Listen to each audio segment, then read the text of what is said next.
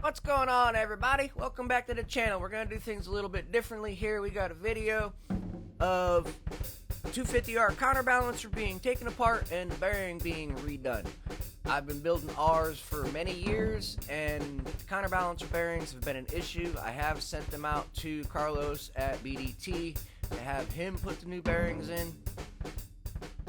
After looking at it, kind of figured, what's he doing that I can't do? So it's just a matter of heat it up, put it in a press, check things out, and put it back together. This is an old counterbalancer, so use something old that you don't really care about to try new things. That way, if I mess it up, I'm not out anything. And at the end of the video, we've also got some of the new upgrades for Tony's YFZ 450. He U-shaped the rear axle, and he got a couple more components to put on there, so that's going to be at the end of the video. Appreciate you guys with the views. Make sure you watch the video all the way through. If you haven't subscribed to the channel, hit that subscribe button. If you haven't liked it, like it, dislike it.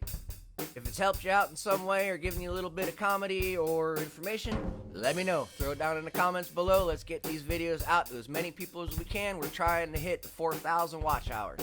Let's go. Still steaming. New bearing.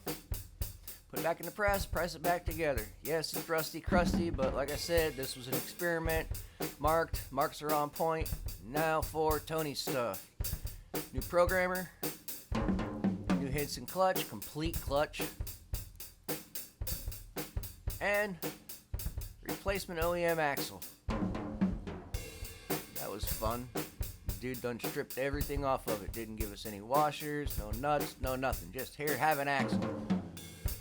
So yeah, I had to figure out how to get everything off, and she's back together, ready to run for the races this weekend. Have a good one, y'all.